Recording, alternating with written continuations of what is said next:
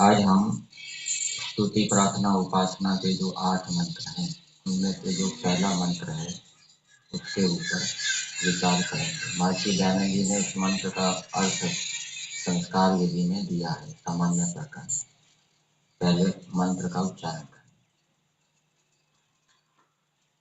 ओम विश्वानि देव सवितर्दुरितानि परासुव यद्भद्रं तन्न आसुव।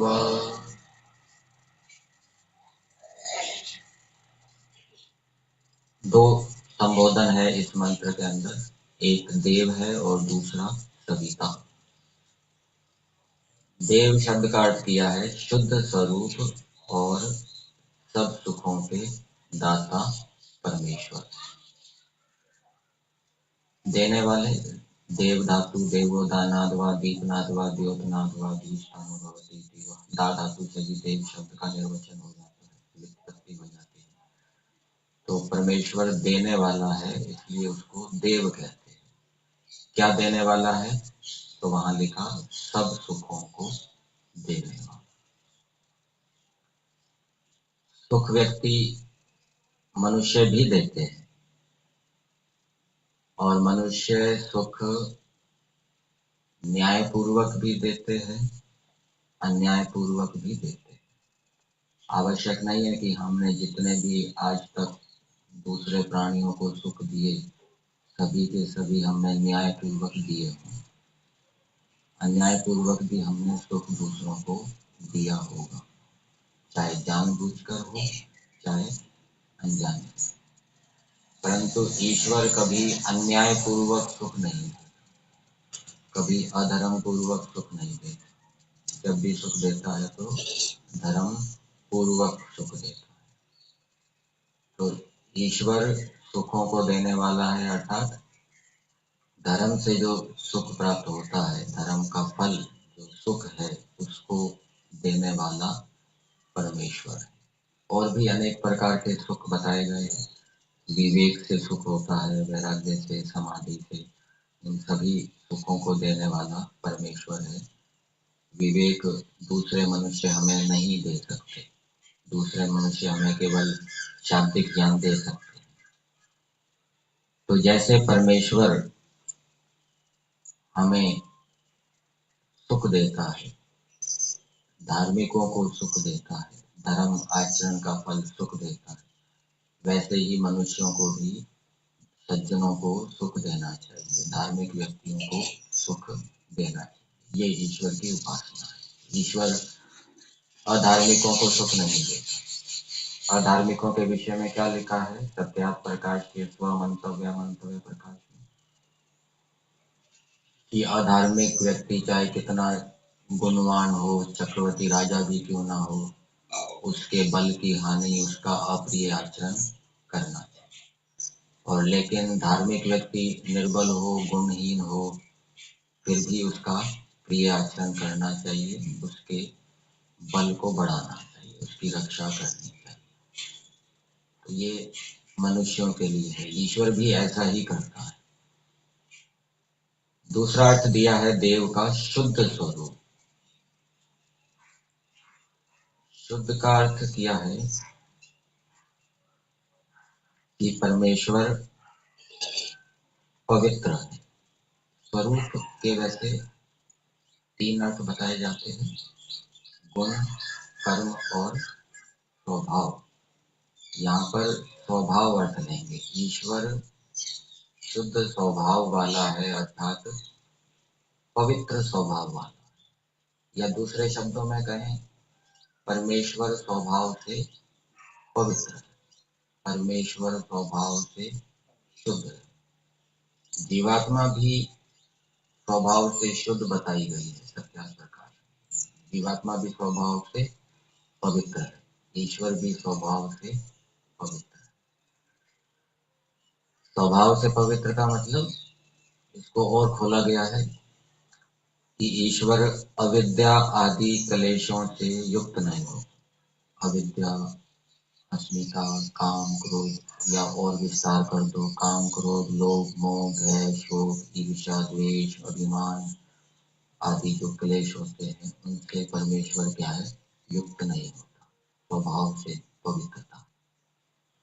और इसका संकेत योग दर्शन में भी बताया गया है। कौन से सूत्र में?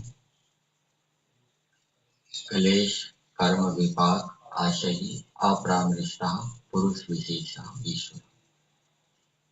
तो ईश्वर शुद्ध स्वरूप है, स्वभाव से पवित्र। ये हम ईश्वर की क्या कर रहे हैं, स्तुति। तो ईश्वर की स्तुति करने का क्या लाभ है कि हम भी वैसा बनने का प्रयास करें। ईश्वर शुद्ध है, स्वभाव से पवित्र है, हम भी वैसा बनने का प्रयास करें। हम तो हैं ही पवित्र।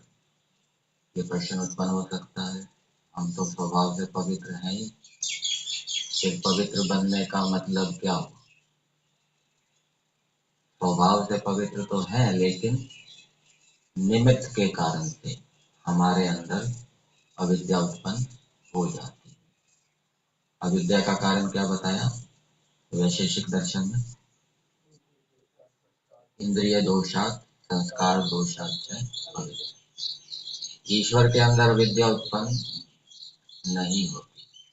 क्यों नहीं होती? पहले भी बताया था, क्योंकि ईश्वर सर्वज्ञ है, सर्वशक्तिमान। जीवात्मा के अंदर अविद्या उत्पन्न हो जाती है क्योंकि वो अल्पज्ञ है, अल्प सामर्थ्य वाला है और निमित्त भी साथ में रहता है। तो उस अविद्या को दूर करें। अविद्या ही हमारे बंधन का कारण है। हम पता नहीं कितने पिछले जन्मों से जन्म मरण के चक्कर में पड़े हुए हैं। आगे भी जब तक अविद्या रहेगी ये जन्म मरण का चक्कर चलता रहेगा। तो ईश्वर के समान हम शुद्ध बनने का प्रयास करें।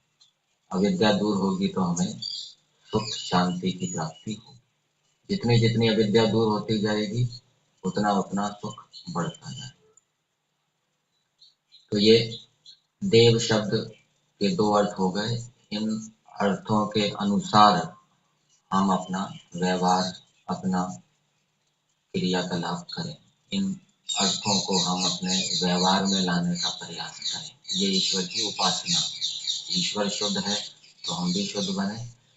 आर्य समाज के नियम में भी दिया है, अविद्या का नाश और विद्या की वृद्धि करनी है। ईश्वर सुखों को देने वाला है तो हम भी सुखों को दें।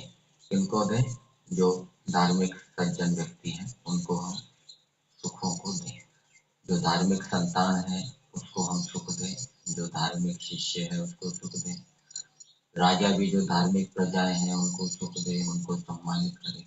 और जो दुष्ट प्रजाएं हैं उनका ताड़ना करें। दूसरा संबोधन है सविता। सविता का अर्थ किया है सकल जगत के उत्पादक और समग्र ऐश्वर्य से युक्त या समग्र ऐश्वर्य को देने वाला। तो ये सारा संसार परमेश्वर ने उत्पन्न किया है। कुछ लोग ऐसा मानते हैं कि ये संसार उत्पन्न नहीं हुआ, हमेशा बना रहता है, ना कभी उत्पन्न हुआ, कभी ना कभी नष्ट हुआ। तो उनकी ये जो बात है ये प्रत्यक्ष प्रमाण से विरुद्ध है। प्रत्यक्ष के अंदर हम देखते हैं कि अनेक पदार्थ संसार के अंदर नष्ट होते, पेड़ सूख जाता है, प्राणियों के शरीर नष्ट हो जाते हैं, उनको जला दिया जाता है, भस्म के रूप में परिवर्तित हो जाते हैं। तो वो भी तो संसार के अंदर है। तो संसार ऐसा नहीं है हमेशा बना बनाए रहे, वो नष्ट भी होता है, नष्ट होता है तो उत्पन्न भी होता है। तो ये संसार किसने उत्पन्न किया? ये प्रश्न उत्पन्न होता है, ये संसार किसने उत्पन्न किया? ये संसार उत्पन्न हुआ है, ये कैसे पता लगा? ये कैसे पता लगा ये संसार उत्पन्न हुआ है? कैसे पता लगा? क्योंकि संसार के पदार्थों के अंदर संयोग देखा जाता है। संयोग, ठीक है। संयोग अपने आप तो होता नहीं, दो वस्तुओं का संयोग होता है, उसको कोई ना कोई करने वाला होता है। और जहाँ संयोग होता है, संयोगांश वियोगांता, जो संयोग हुआ है तो वो वियोग भी कभी ना कभी होगा, ठीक है। तो संयोग संसार के पदार्थों के अंदर देखा जाता है। शरीर के अंदर भी संयोग है, हड्डियां आपस में जुड़ी हुई है, मांसपेशियां आपस में जुड़ी हुई है, उनको मिलाने वाला कोई है, और कभी ना कभी उनका वियोग भी होगा, अलग भी होगा। तो ये संयोग देखे जाने से ये ज्ञात होता है कि ये संसार उत्पन्न किया गया है। कपड़ा कैसे बनता है? कपड़ा कैसे बनता है? तंतुओं के संयोग से बनता है, उसके अंदर तंतुओं का संयोग है, धागों का संयोग है, तो उसको देखकर हम जानते हैं कि ये बना हुआ है। ऐसे ही ये ईश्वर, ये संसार भी बना हुआ। अब प्रश्न उत्पन्न होता है, किसने बनाया?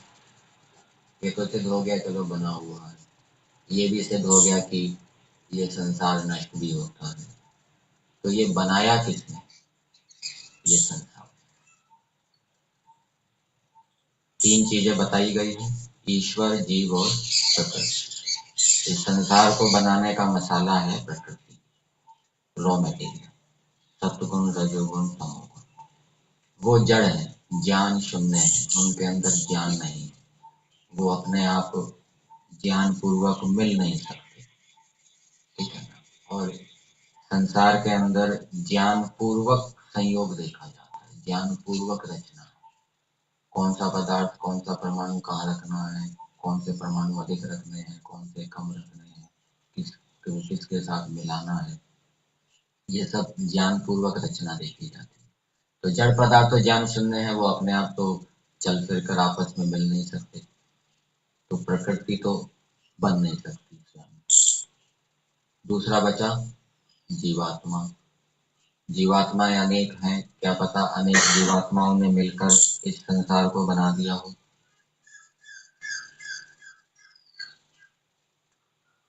क्या पता जीवात्माओं ने पेड़ बना दिया हो, जीवात्माओं ने फूल बना दिए हो, या ऐसी बात भी आती है सांख्य दर्शन के अंदर, मनुष्यों ने ये पेड़ बना दिए हो, मनुष्यों ने पहाड़ बना दिए हो। जीवात्माओं को छोड़ो, मनुष्यों ने ये पेड़ बना दिए। चलो मनुष्यों ने पेड़ बनाए तो किससे बनाए? किसी से बनाएंगे, तो उनके शरीरों को किसने बनाया? ये भी प्रश्न उत्पन्न होगा। तो अपने आप तो जीवात्मा अपने शरीर को बनाता हुआ देखा नहीं जाता, और मनुष्य भी संसार के अंदर कभी ऐसा नहीं देखा जाता कि पेड़ बनाते हो, बीज बनाते हो, ठीक है ना। तो इससे क्या सिद्ध हुआ कि मनुष्यों ने ये पेड़ बीज आदि नहीं बनाए, क्योंकि आज तक किसी ने उनको बनाते हुए नहीं देखा। चटाई को बनाते हुए तो देखा है, मकान को बनाते हुए तो देखा है, घड़े को बनाते हुए तो देखा है। इसलिए इनका रचयिता, इनका उत्पादक मनुष्य नहीं हो सकता। और कौन हो सकता है? जब मनुष्य नहीं हो सकता तो दूसरे प्राणी में तो बुद्धि है नहीं, वो भी नहीं हो सकता। तो कौन हो गया फिर? ईश्वर हो गया। ईश्वर इनको बनाने वाला है। दूसरी बात, प्रलय के समय केवल प्रकृति थी, और शब्द प्रमाण ये कहता है कि प्रलय के समय जीवात्माएं मूर्छा जैसी अवस्था में थी। अब मूर्छा में है, मूर्छित अवस्था में है, वो क्या संसार को बना सकता है? उसको तो होश ही नहीं। ईश्वर होश में रहता है, ठीक है। उपनिषद के अंदर आता है, और नासदीय सुख में भी आता है कि ईश्वर ही था केवल। वहां पर तो ये वर्णन भी आता है कि सृष्टि से पहले केवल ईश्वर ही था, प्रकृति भी नहीं थी। तो वहां ईश्वर की चेतनता को बताने के लिए समझना चाहिए, ईश्वर उस समय होश में था। तो इस संसार को बनाने वाला परमेश्वर है, इस सारे संसार का उत्पादक परमेश्वर है। इससे हमें क्या लाभ? हमें इससे क्या लाभ? संसार ईश्वर ने बना दिया तो बना दिया, हमें इससे क्या लाभ? सारे संसार को ईश्वर ने बनाया है। हम जिन जिन पदार्थों का उपयोग करके जीवन यापन कर रहे हैं उनको बनाने वाला भी परमेश्वर है। जल के बिना हमारा जीवन नहीं चल सकता, वायु के बिना हमारा जीवन नहीं चल सकता, अग्नि के बिना हमारा जीवन नहीं चल सकता, अन्न फल फूल औषधियों के बिना हमारा जीवन नहीं चल सकता। इनको बनाने वाला परमेश्वर है। तो एक प्रकार से ईश्वर हमारे जीवन का आधार हो गए। ईश्वर ना बनाता तो हम जीते कैसे? ईश्वर शरीर ना देता तो हम जीते कैसे? बेहोशी जैसी अवस्था में पड़े रहते। क्या हम चाहते हैं कि बेहोश हो जाए, कोमा वाली स्थिति में चले जाएं? चाहते हैं क्या? हम क्या चाहते? हम तो यही चाहते हैं, देखते रहे, सुनते रहे, खाते रहे, पीते रहे, यही चाहते हैं। तो ये ईश्वर ने बड़ा उपकार किया हमें। हमारे अंदर देखने सुनने की खाने पीने की शक्ति है। उन शक्तियों को प्रकट करने का अवसर दिया।